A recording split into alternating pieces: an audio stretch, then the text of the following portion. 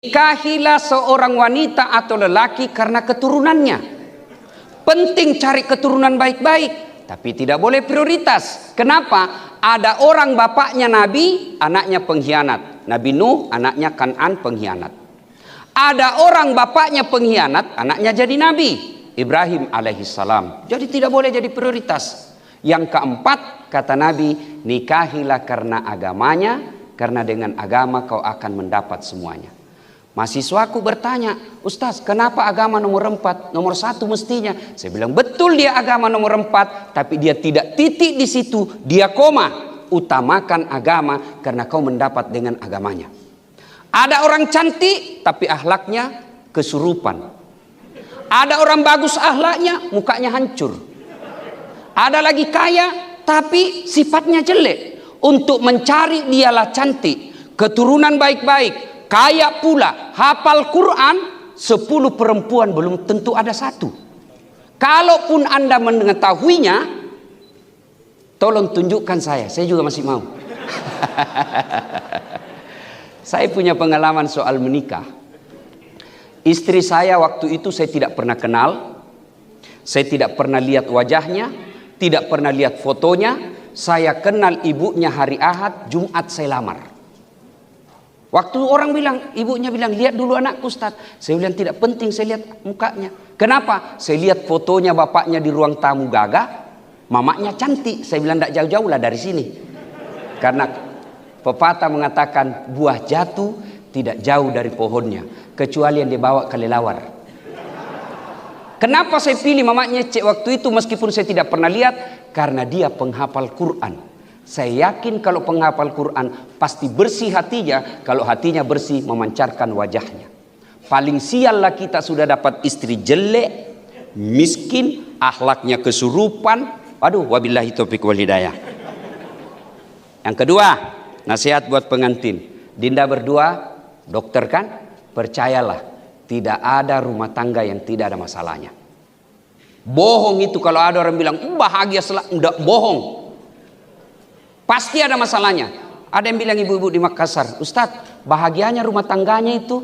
Saya bilang, dari mana ibu tahu? Dia bilang, tahu wah Ustadz, Facebooknya, Instagramnya, romantisnya, baku peluk-peluk sama istrinya. Saya bilang, itu namanya Instagram, pasti yang bagus-bagus nah pasang fotonya. Nggak mungkin yang baku tarik rambut, yang berkelahi nah video baru nah share di Instagramnya. Beleng-beleng itu namanya. Maka semua orang pasti punya masalah. Pak dokter, saya kasih contoh, istri cantik. Pak dokter kira bukan masalah. Istri cantik digoda orang, masalah. Apalagi kalau suaminya jelek. Berarti bagus kalau jelek istri. Istri jelek dihina orang. Kita lagi malu jalan sama dia. Duluan aja dek, nanti di gedung kita ketemu. Pas sampai di gedung dia telepon, mana kok pak? Enggak jadi, saya menceret. Istri jelek masalah, istri cantik masalah. Berarti bagus kalau tidak ada istri. Lebih masalah lagi. Makanya ada orang begitu meninggal istrinya, kawin lagi. Tapi jarang saya lihat perempuan meninggal suaminya kawin lagi. Bahkan perempuan biasa kalau meninggal suaminya ada yang sampai pingsan karena cintanya kepada suaminya. Tapi saya tidak pernah melihat ada laki-laki yang pingsan karena meninggal istrinya.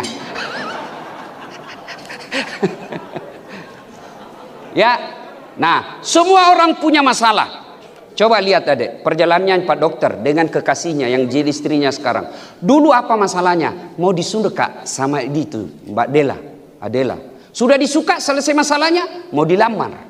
Sudah dilamar, selesai dilamar, diterima atau tidak? Sudah diterima, ada lagi budaya orang Bugis, ada namanya uang panai dan lain-lain sebagainya. Sudah diterima, penentuan harinya lagi.